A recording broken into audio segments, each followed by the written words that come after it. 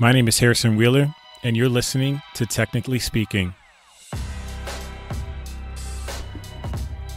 My next guest is Felix Lee. He joins us all the way from Singapore. He's a creator of amazing product designer list. It was started out of the need for designers to network, given the fact that there have been mass layoffs during the beginning of the COVID-19 pandemic. It has since grown from a mere spreadsheet to a global movement of over 4,000 designers and 300 plus mentors. We'll talk about his journey and what's next for him. When I asked Felix about some of the lessons that he learned, this is what he had to say. Is that, you all have taught me one very simple, ideal is that, we are not what we have, but what we give at the end of the day. Right. And that is a truth of life, and that has been something that I've learned from everyone, that I've met on ADPs is that, these people are so willing to give their time and their resources to the people that they have met. And that has been one of the most heartwarming moments out of, the entire COVID-19 situation that we're having here today.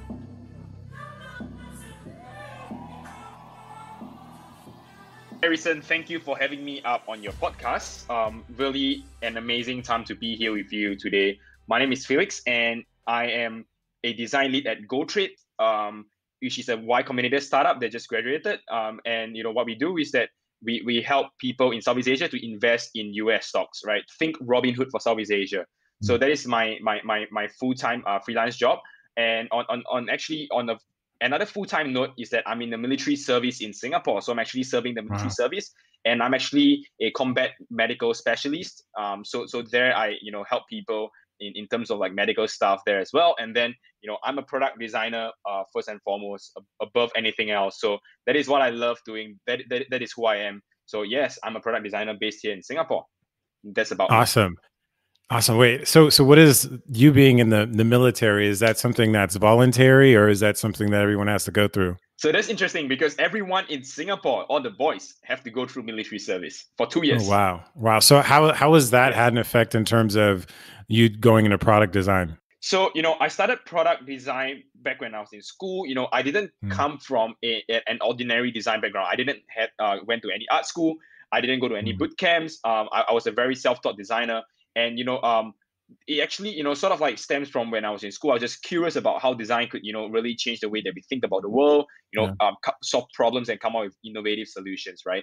And, when I went into the military service about 2 years back, so I'm actually finishing my service really soon, this August. So I went into the military service. One of the thoughts that I always have is that conflicting interest between a designer versus a military service, right? Because for a fact is that if you're a soldier, you have to be, like disciplined. You have to, stick by the rules. You have to be super, sort of like, regimental, right? And on the other hand, as a designer, you're always speaking your mind. You're always like, you have freedom of speech. You have a freedom of mind and stuff like that. You're creative all the time, right? So there is always a conflict of interest. But one thing that I can take away from the army, for at least for the past 2 years is that, one thing that really sort of like, crosses in between is that collaboration always happens, right? So in the army, collaboration is 100% important because that is where you make sure that you have operational efficiency and stuff like that. And the same thing in design, right? Collaboration is what it takes to actually build something great, right? You can't just be a solo great designer. You have to have a great team behind you. So that's something that I learned and definitely something that I find super valuable as well as a designer in the military service. Yeah, and for a lot of designers that are transitioning in the field, a lot of the questions that I tend to get is sort of what are the things that I can do to help me get that job? So maybe tell us a little bit about how you were able to self-start your career as a designer. What were the types of things that you were doing as you were ramping up? So one of the things is that, when I started as a designer back in school, I didn't really knew what was product design. I didn't know what was user experience. All I knew was that I wanted to create a great product for the world, right? And if that is through engineering, I'm going to do that through engineering. If that is through design, I'm going to do that through design. And it so happens that, I fell in love with design. I love design since that day. And, I didn't start out as a designer per se. I started out as a startup founder because I wanted to create products, for the world. And, that has always to come from a startup perspective, right? And so when I did that, it sort of unconsciously put myself in a role where I have to design a product for the world as a startup founder, right? So I didn't go up looking for a job at first. I was just building my own startup. I was just doing a lot of things within my startup, and then had a team that was supporting. So from there, I actually learned a lot. And that startup is called PackThat, a travel platform where it actually allows you to plan your itinerary with your friends, right? So PackThat actually was acquired in 2018, right? So when we got acquired, that was when I actually sort of like, in a way, became like sort of like a founder, like, and then also like a designer per se. And when that happens, I actually move on to a larger company as the head of design and product, where I was transitioning from a founder to the head of design and product at a bigger company that acquired us, right? So when that happens, I went into the bigger company, and that was how I actually got my first official design job, by the way, right? It was through an acquisition, Wow. right? So I Wow. didn't really, like, in a way, apply for jobs or anything like that. So it was through my startup. It is very an unconventional way to even get your first job, I would say, right? But that has taught me a lot, because when I go into the first job, there were people that were way more senior than me. I was managing people that had way more experience than me. But I think that what I learned is that regardless of where you are, you have to be humble, and have that humility to say that you are not the best yet. Like, you will not know everything in this lifetime, and you have to keep learning, right? So that has been a value for me, since I started, right? So yeah, that was how I got my first job, right, in a way. And I would say it's a pretty unconventional way. Yeah, yeah. I think there's something interesting around when you say that you're not the best yet. Maybe give me an idea of like what are some aspirations that you have it from yourself from a design perspective or beyond. So one of the people that I really admire is Jonathan Ive from Apple, right? He was from Apple previously, right? And he has helped Steve Jobs along the way with so many amazing products that he has designed for Apple and the world. And if we could all agree, Apple did change the world in many many ways. And for me, one of the aspiration is that if I can help to build products in a way that could help change the way that people experience a certain thing, maybe be in the financial sector, be in the travel sector and stuff like that, by using design to change the world. That would be one of my biggest ambitions. And of course, beyond design, I would say that if I were to ever start a startup again, which I would, in some time, probably a couple of years time, or once I'm ready, would be, of course, exploring how can we make this world a more sustainable place to live in. And I think that would come a lot from design, because we are designing from a user-centric point of view, from a very human-centered point of view, to say, can we then not just design for humans, but design for the environment as well, right? So to me, that would be one of the biggest ambition that I have ultimately in my career. So talking about changing the world, or at least making some impact on it, there's this website called Amazing Design People List, and you may have played a pretty big part in that. Maybe give us a little bit of a background of how that came to be. Sure. So I started the Amazing Design People List about 2.5 months back in my room, where it was just a piece of Excel sheet where I said, hey, people are getting laid off during COVID-19, and a lot of people are affected by COVID-19, not just in Singapore where I'm at, right, but around the world. So it is a global pandemic, and we all know that. So I decided to say, hey, why not let me just start by helping designers, which is my industry that I'm in, to find new jobs, right? So any designers that that lost their jobs, that are looking for a new one, could put their name up in the Excel sheet, and then recruiters could reach out to them, right? So it's really started from there. And a week later, a friend from West Africa reached out. His name is called James. He reached out to say, hey, I love your Excel sheet, but you know what? Let's make it into a website, right? So within that weekend itself, just 2 days, we actually sort of like did a mini hackathon, and turned the entire Excel sheet into a working website, which is what you see right now. But of course, that there were some iterations along the way, right? So right now, today, it has been an amazing platform so far, and we've been connecting, not just designers to jobs, but also designers to mentors, which is the biggest part of the platform today. Right. We have over 4,000 designers on the community, and we have over Wow. 300 mentors like yourself, Harrison, on the platform that are actively helping out designers, which we are incredibly grateful for.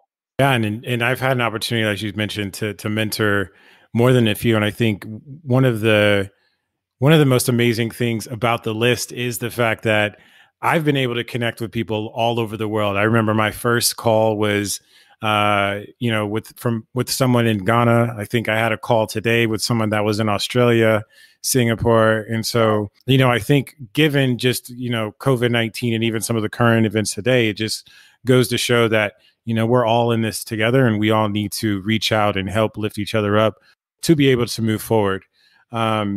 Give me an idea of just like where your mentors from that are a part of the ADP list right now.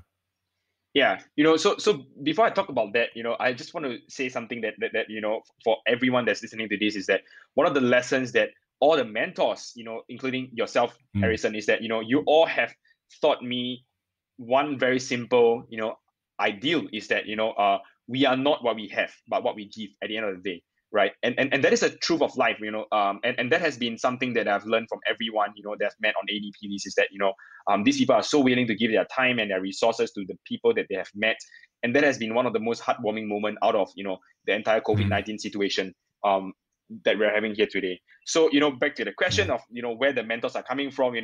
The mentors comes from all around the world. We have mentors from Iran, we have mentors from Korea, we have mentors from Switzerland, Singapore, US, India, anywhere that you name it, right? So that is just in terms of geography. But in terms of the places that they work in, you have amazing mentors that come from like LinkedIn, that comes from Salesforce. The director of Salesforce is even there. Director of Facebook, Google, Apple is there. So these are amazing mentors coming from huge companies that are supporting this community as well. Was this something that you ever expected? Honestly, when I started the Excel sheet, I wasn't expecting it. I wasn't expecting it to be this way. But I say that if it happens, we just have to work hard for it right now.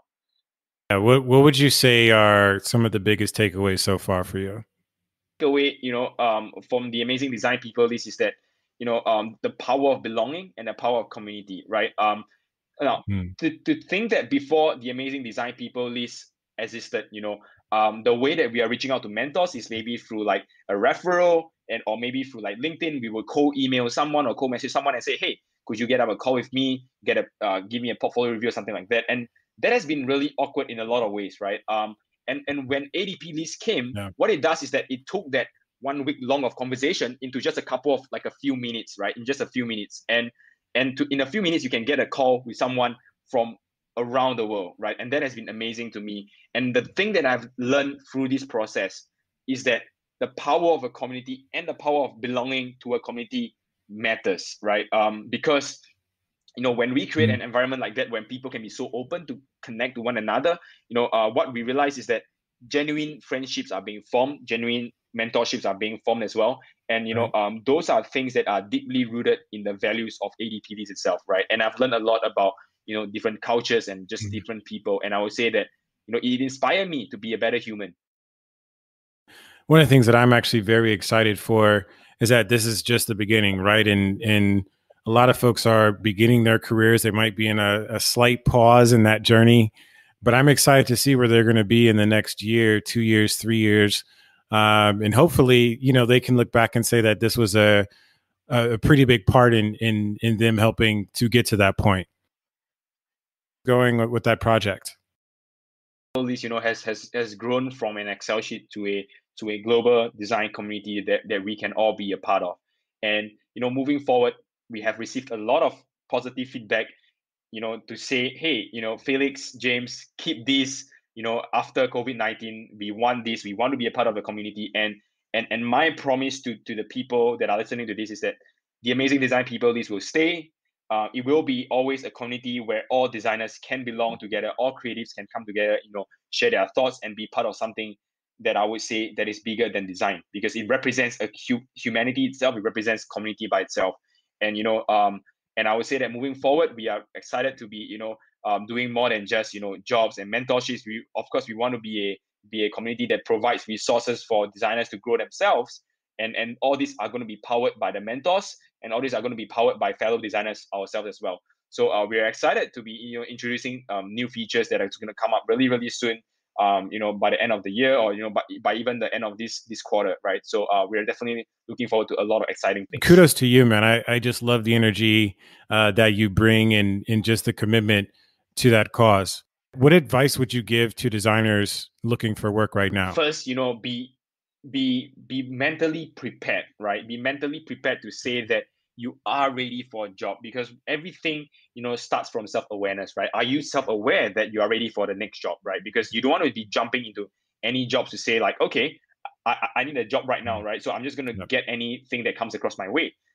It's important to understand the kind of work that you're looking for, because a job is going to be here for a couple of years, right? And you want to be able to do your best work in anything that you're going to take up, right? So first, be ready to say that if you might have lost a job, or you're just looking for a new job, be sure to say that you have something that you want, and that you are actually mentally prepared for that, right? So that is the first advice. The second one I would say is that go to ADP list, get a mentor, to help you with your portfolios, right? And that would actually dramatically increase your chance to actually, get through a couple of interviews, because nothing is going to guarantee you a job, right? No mentors, no job opportunity is going to guarantee you a job. But what the ADP list community can do with you together is to help you make sure that you become a better designer, right? And I think we do this collectively really, really well, and I think Hmm. in fact, I rarely talk about people. We rarely talk about people getting jobs, even though we do that really well, right? But what we stand for is that people come together and helping one another to become better designers, right? In the community itself, right? So I would say, go out there, reach out to someone, start talking to people. You might Mhm. never know that you might find something that you're always looking for. Given like the current events around Black Lives Matter and the inequalities in America, what sort of role do you think ADP Personally, list the plays? Black Lives Matter movement, and just a lot of racial inequality around the world has affected me a lot. Personally, seeing like videos around the world is heartbreaking, man.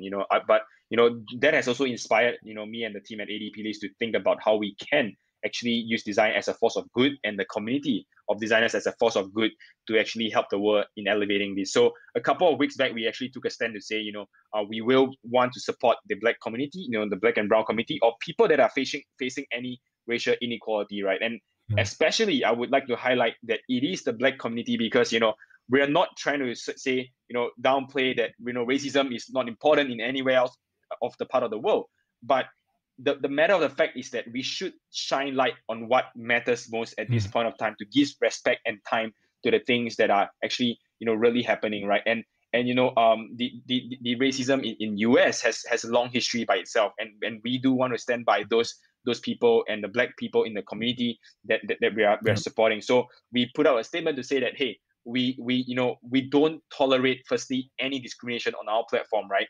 Be it from the mentors or from the designers, we don't want to tolerate any of those. So that's the first step that we're taking, right? Is to set out a very clear set of guidelines to tell people that we are a very diverse group of people coming together for this community, and that we want to ensure that no discrimination should be part of this thing that we're building, right?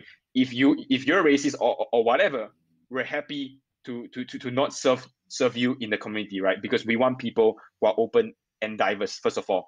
And the second thing, that we want to be Mhm. doing moving forward is to partner with communities in the design field, in the design industry, that are supporting already the Black community, or even like the brown community, right? So just earlier, this morning, I was speaking to the director of design, at Google, which is Sky. And she is actually building a community of design mentors that are supporting the Black, brown community and the Latino community in specific. So she has been building that community herself, and we are actually in talks of a very interesting collaboration and partnership to bring amazing design people together with what she's building, so that we can serve people of very different diverse groups itself. So I'm very excited for that. Well, again, a lot of excitement. Your head's in the right place, man. I'm so excited to see where this project goes, where your career goes. Is there anything else that you want to leave with the listeners today? At the end of the day, there are a lot of sort of like lessons that I've learned in life. And I think one of the lessons, biggest lesson that I've learned as a startup founder and as a designer, those lessons are learned beyond technical skills, right? It isn't about the like kind of like technical skills that you have.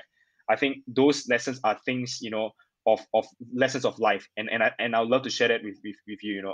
Is that first is that gratitude, right? Like have a lot of gratitude for the people that you meet in life. When they teach you a certain lesson, be it good or bad, those are lessons that you want to take on and be grateful for those moments, right? Like at ADP list, I mean, we have had so many moments, even personally, I've had so many moments, and I think those are things that you want to be grateful for, right? So my parents has always taught me, count your blessings, right? Count your blessings. And I think if there's any message that is more relevant Mm. today than ever before, instead of looking out at the news of like the crazy things that are happening, right? Look inwards and start counting your blessings, and maybe just think about how you can then share these blessings with the people around you, and just spread positivity around the world, right? And I think that is one of the most important things that I think I'll love to share with the community today here.